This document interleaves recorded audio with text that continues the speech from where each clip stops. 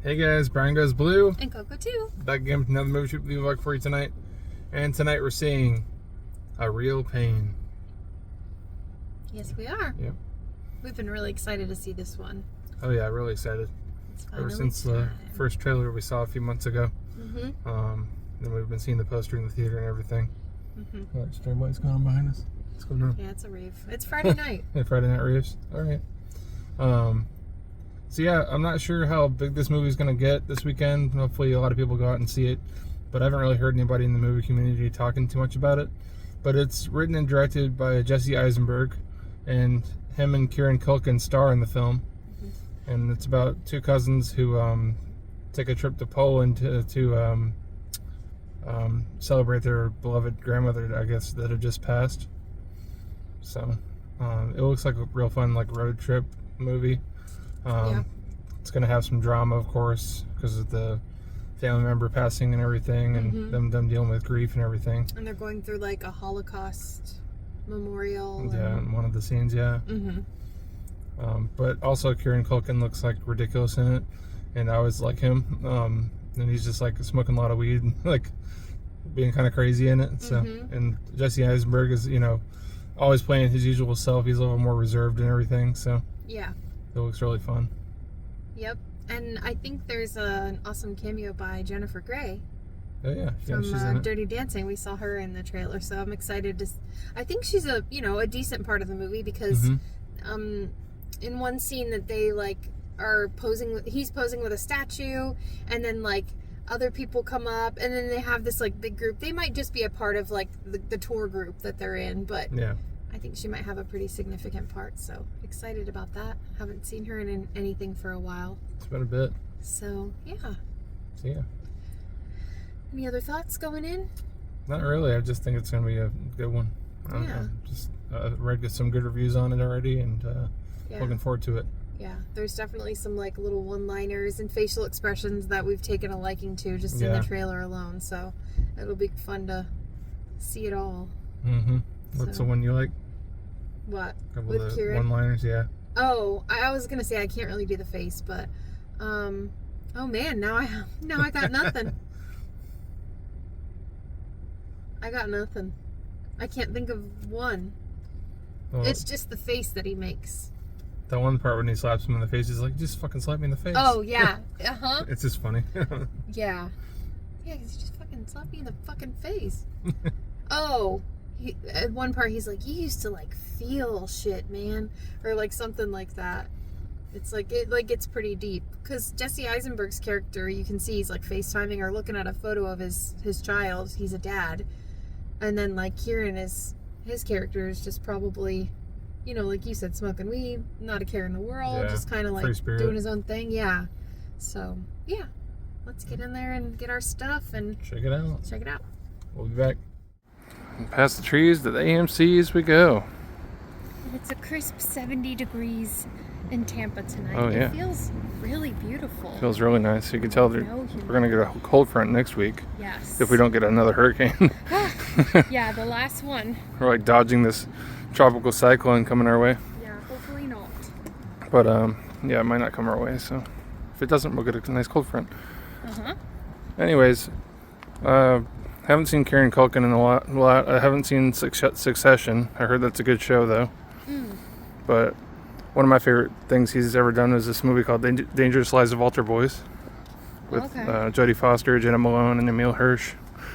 That's a good one. And Igby Goes Down is another good one. Little couple indie movies you haven't seen. Hopefully we'll get to meet him someday. Hopefully, yeah. Rory. Yeah. We'll get to meet all the bros. Like all the Culkins. Yeah. Alright, we're going in. Alright, we just got seen A Real Pain. I'll tell you our thoughts about it in the car. And we're back in the car. After seeing a Real Pain. It was a real pleasure. Yeah, it was really good. How about that? Yeah. You like that? Yeah. I think it's safe to say we both liked it a lot. Yep. It was really fun. It was a roller coaster ride. It was really fun, really light, really funny. Kieran Culkin stole the show. like we knew he would. A breath of fresh air. Yes. And then it got really heavy.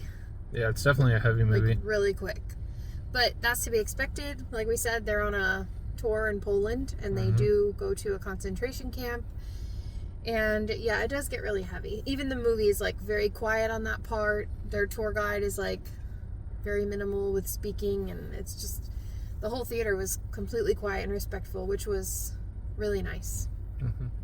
So, before we get into it, I have a fun little game that I want to do. So you know who's who, Benji and David, right? You know who's who? Yeah. On the count of 3, I want us both to say at the same time who we most relate with. Like when you think about just like everything they've been through, their personality, just like who would you say you connect more with or connected more with? Maybe you didn't even think about that, but now I'm putting you on the spot. Okay, go for it. All right, ready? Yeah. 1, 2, 3. David. Benji. I knew it. I knew you were gonna say that. And then, do you think that I'm more of a Benji or a David? Like a little bit of both. A little bit of both, right? Yeah. Yeah. I think that I don't know. I just like, I was going to the bathroom and I was like, this would be fun to do because I was curious. Like, I don't know. Maybe that's why we work so well. Yeah. Because we're Benji and David a little bit.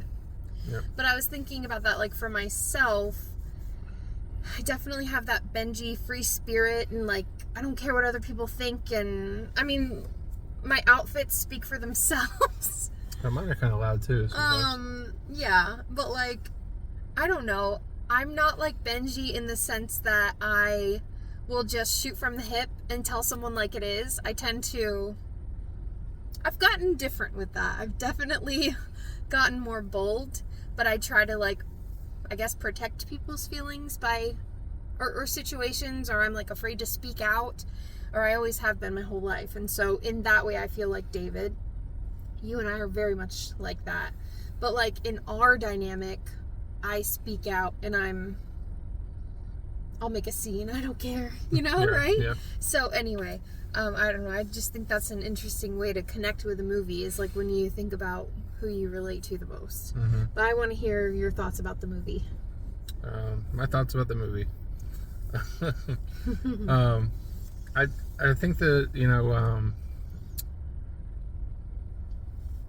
David, he's got this cousin, Benji, who, I mean, he's like really estranged from him because he's got such a different lifestyle than Benji. And, like, he's got a wife and 2 kids, and Benji's just more of a free spirit and doesn't, and just doesn't really have too much going for him.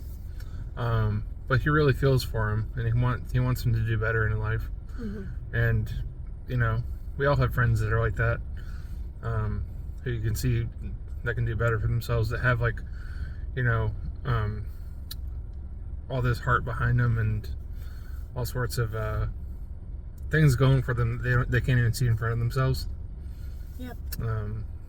That they just don't live up to their full potential.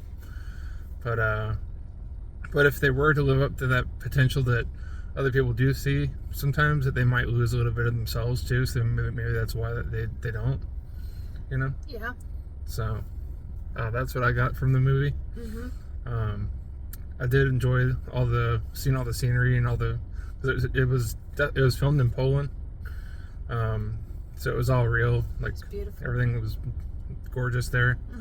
And yeah, just their whole journey and everything. And it kind of ends on a note where you don't know when they're going to see each other next, and that's kind of sad.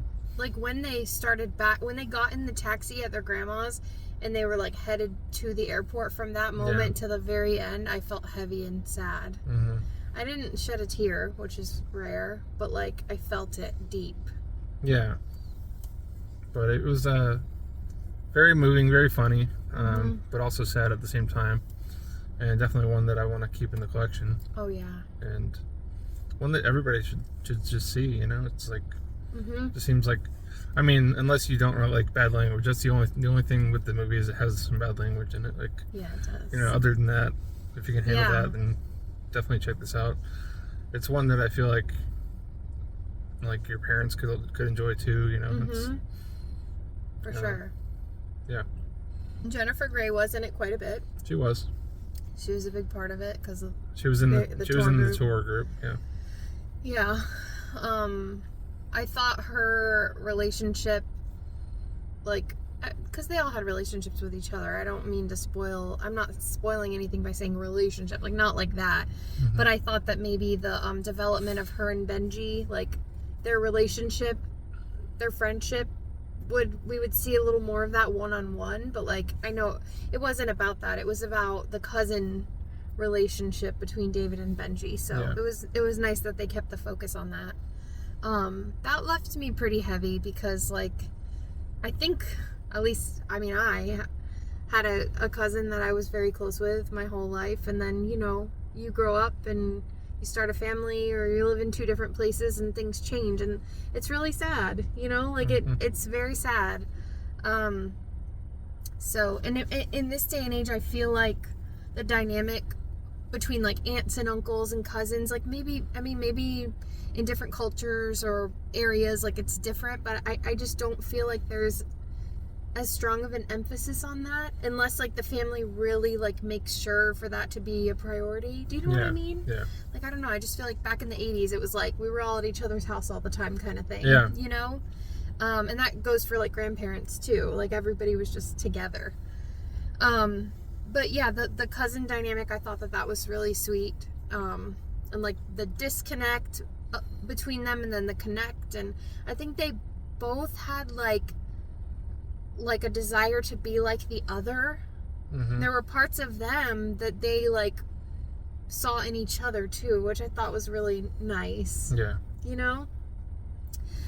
There is one like major topic that it can be triggering for some. I don't want to like say what that is. I mean, it's hard to like put that out there and tell people like, oh, it's triggering, but I'm not going to tell you what it is. I don't know, but that's a pretty heavy topic, and that's like something we get hit with. And I will just say that like Benji's grief, that is something that's what I took from the movie, is that like the loss of his grandmother, like he kind of, I think that he didn't have anything going for him, like you said, because he kind of got stuck after his grandmother died, and like that's super relatable when it comes to loss and grief. Like he was kind of stuck and everybody else just kind of moved on, and he was really going through it, like on the trip too, because he was just triggered by that in a lot of different ways. Yeah. And then didn't really have anything to go home to after. Yeah. So then at the end they kind of blame each other for not seeing each other because they live in different states. Mm-hmm. And like Jesse, David's character, thinks that it would be much easier for him to go to New York to see him because mm-hmm. he's got his family and he's got nothing else going on, Benji, and it'd be easier for him to leave instead of David going to where Benji is. Mm-hmm. You know, that sort of thing. Was it Binghamton? Binghamton, I think so. There's nothing in Binghamton. It makes more sense for you to come to New York City. And he's like, that's the same distance. And and that's also relatable too, because you know we all have that sort of family that's not near us, that mm-hmm. neither one makes the effort to go to each other. Yeah. So. Yeah, it's definitely a good solid movie to watch about family, and it's not all grief and loss and sadness. And no, it's really funny. It's really funny. Like I said, he stole the show. He was a force, and like just so refreshing to watch him on film. And it just seems like they had a lot of fun. And I mean, like you have seen more of Kieran's like filmography than I have, but I just feel like what we saw on the screen from him is like, dare I say, like who he is as a person. Like it just felt so natural. Like yeah. Either that or he just did an amazing job at really like playing Benji, you know? I don't know. I just think that maybe he had a great time and it just all came natural to him. Probably, yeah. But it was just fun. I don't know. I liked his tie-dye. I could relate. Yeah. What do you give it? I give it a 4.5. Me too. 4.5. Out of 5. Sure. Yep. Yeah. Yep. We knew we were going to like this one a lot. So can't wait to get it on physical. Mm-hmm. Definitely would watch it again. Probably won't get a 4K, but it'll definitely get a Blu-ray. Yeah.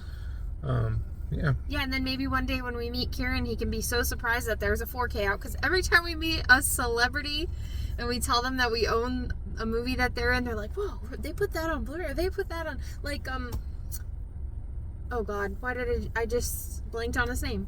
Leopardi. Squints. Oh, yeah. Is that his last name? Yeah, Chauncey Leopardi. Yeah. Yeah. Like, we were talking to him about our movie room and our collection. We're like, yeah, we have like I always refer to it as a blockbuster to like, you know, just the average, well, he's not just an average person, but you know what I mean, to like someone we're talking to. I'm like, yeah, we have a blockbuster. And he's like, that's so cool. Like, people still collect movies, and yeah. it's cool. But yeah, so stay after the previews, stay after the credits. Oh, and I also like the music in the movie too. Yeah. There's a lot of like soft piano undertones through the whole film. It's very, yeah. It's very calming. It really like keeps you calm and peaceful. Yeah, it's a very calm movie. It's not like, you know, it's a peaceful film. It really is. Yep. But it's not boring. No. Like, it was very well done, where like it wasn't boring, because I'm sure a lot of people think like, you know, Tor and Poland, and like you think about, please don't take it the wrong, I'm not saying that learning about the Holocaust is boring in any way. We all learned about it in school, and I've heard some people say like, you know, history's not their thing and they don't like to see it in film, and I'm just saying it was done in a very nice way. Yeah. So, yeah, highly recommend checking this one out. The next time, well, no, not the next time we go to the movies. Maybe the time after the next we'll see. time. Yeah. Wicked's coming soon. I just have to say, we have some amazing stuff to show off. I'm the worst when it comes to like taking pictures and posting stuff with the best intentions. We decorated the house for Halloween, and I took the most beautiful pictures and never put them up. And I always think in my head, oh, I'm going to make this really nice post and I'm going to share it with the world.